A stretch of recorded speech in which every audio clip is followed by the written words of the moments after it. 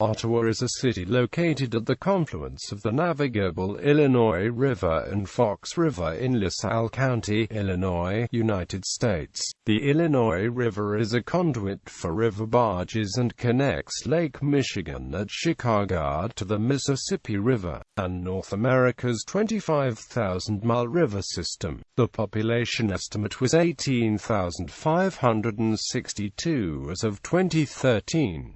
It is the county seat of LaSalle County and it is part of the Ottawa-Peru, Micropolitan Statistical Area. History. Ottawa was the site of the first of the Lincoln-Douglas debates of 1858. During the Ottawa debate, Stephen A. Douglas, leader of the Democratic Party, openly accused Abraham Lincoln of forming a secret bipartisan group of congressmen to bring about the abolition of slavery. The John Harsack House was at station on the Underground Railroad, and Ottawa was a major stop because of its rail, road, and river transportation. Citizens in the city were active within the abolitionist movement. Ottawa was the site of a famous 1859 extrication of a runaway slave named Jim Gray from a courthouse by prominent civic leaders of the time. Three of the civic leaders, John Harsack Drive, Joseph Stout and James Stout, later stood trial in Chicago for violating the Fugitive Slave Law of 1850. Ottawa was also important in the development of the Illinois and Michigan Canal, which terminates in LaSalle, Illinois, 12 miles to the west. On February 8, 1910, William Dixon Boyce, then a resident of Ottawa, incorporated the Boy Scouts of America. 5 years later, also in Ottawa, Boyce incorporated the Lone Scouts of America.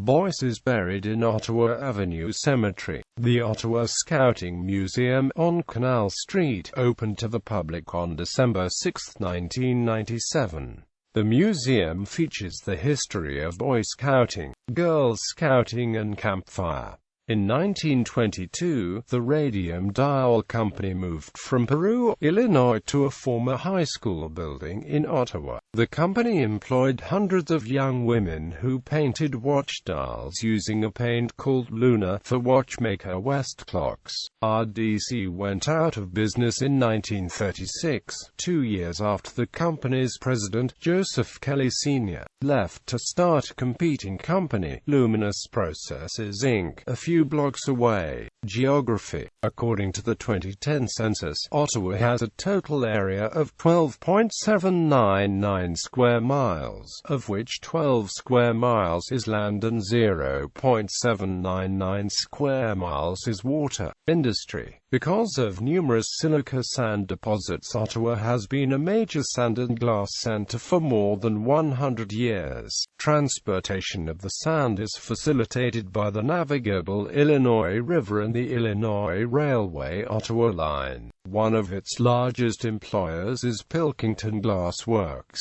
whose successor to LOF, formerly concentrated in automotive glass. The plant now manufactures specialty glass and underwent a $50 million renovation in 2006. Ottawa's sand continues to be extracted from several quarries in the area, and is recognized in glassmaking and abrasives for its uniform granularity and characteristics. SABIC recently purchased GE Plastics, whose successor to Borg-Warner Automotive Glass Manufacture operates a large plastics facility in Ottawa, and is a major employer. Ottawa sand is a standard testing medium in geotechnical engineering. Demographics. As of the 2010 census, there were 18,768 people residing in the city with a population density of 1,563.9 people per square mile. The age distribution consisted of 23.3% persons under the age of 18 and 16.6% aged 65 or over. Females made up 51.2% of the population. The racial makeup of the city was 93.4% white, 2.0% African American, 0.3% Native American, 0.9% Asian, 1.5% from 2 or more races, and 3.4% Hispanic or Latino of any race. There were 7,841 households occupying 8,569 housing units. The average household size was 2.39 persons. Per capita income was $25,414 and the median household income was $47,480. The median value of owner-occupied housing units was $132,900. Tourism. Ottawa has many historic homes and registered historic landmarks. Recent additions to Ottawa have included renovations to its historic mansion, Reddick Mansion, and artistic murals throughout the central business district. Ottawa is known as the scenic gateway to Starved Rock State Park, the most popular state park in Illinois, with some 2 million visitors per year. The Fox River, which flows through communities like Elgin and Aurora, empties into the Illinois in downtown Ottawa. Ottawa is also home to one of the largest skydiving operations in the country, Skydive Chicago. Ottawa Scouting Museum honors Ottawa resident William D. Boyce, the founder of the Boy Scouts of America. Once an old Norwegian Lutheran church, Norsk Museum is located 9 miles northeast of Ottawa, on Highway 71. The museum is dedicated to the Scandinavian settlers who founded the area around neighboring Norway, Illinois, in the 1800s. Jacob C. Zeller founded the Zeller Inn and Court Place Tavern in 1871, at 615 Columbus Street. The original Zeller Inn was demolished in 1982. The Zeller Inn Tavern, originally known as the Court Place, still remains, now called Zeller Inn. The courtyard patio area on Columbus Street is where the original Zeller Inn stood. The tavern contains the original mahogany bar built by the Sanders brothers in Ottawa, marble counters, tiled floors and walls, stained glass door and light fixtures. It also was known for its Gilded Age brilliance, tiled mahogany bar, carved gargoyles, pressed tin ceiling and solid oak back bar. The mirror on the bar is the same since its establishment in 1871, which was brought over from the 1800s-era European World's Fair. Zeller's initials, JCZ, are still visible in a tiled mosaic on the side of the bar and in the glass light domes that hang from the ceiling. This is one of the oldest taverns in Illinois, with original features which remain intact and displays the architectural details prominent in the late 1800s.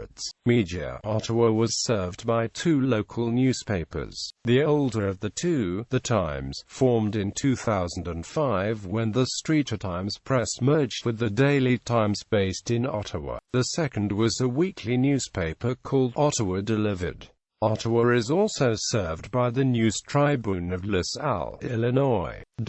Radium City documentary. In 1986, documentary filmmaker Carol Langer made a film that covered the plight of the so-called radium girls who worked in the watch dial industry. The women, who had been told the paint was harmless, ingested deadly amounts of radium after being instructed to lick the paint brushes to sharpen them. Some even painted their fingernails with the glowing paint. Many of the women began to suffer from anemia, bone fractures and necrosis of the jaw, a condition now known as radium jaw. Many of these women died young. The documentary interviews survivors from the industrial tragedy who relate their experiences of the poisoning and the bureaucratic nightmare they were forced to contend with in seeking compensation and justice. Radium City outlines the aftermath of these events with a focus focus on the social and political consequences as well as the medical ones. According to the film, after the radium dial workers began to get sick, a lawsuit was brought against Radium Dial Company. With the looming lawsuit, it closed and then reopened under the name Luminous Processes in another part of town. The workers, though more concerned, kept on working.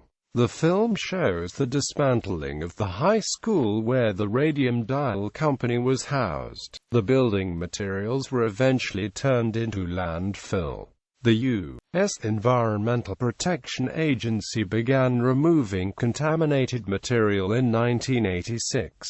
The work continues. After the plant closed and before it was dismantled, many residents took items from the factory for their homes. This spread the contamination even further. Areas still affected by radiation. Several areas of Ottawa are still radioactive. The United States Department of Health and Human Services released a study outlining areas where contamination by radium-226 as well as emissions of radon-222 are at or above normal levels. These areas include homes, public areas, schools, and even a car sales lot that is housed directly over the old Radium Dial Company site. It should be noted that the radium in Ottawa's water supply is not from radium dial and luminous processes. Rather, it's naturally occurring and found in water from deep wells all over northern Illinois. A reverse osmosis water treatment plant removes the radium so the city's tap water complies with federal regulations.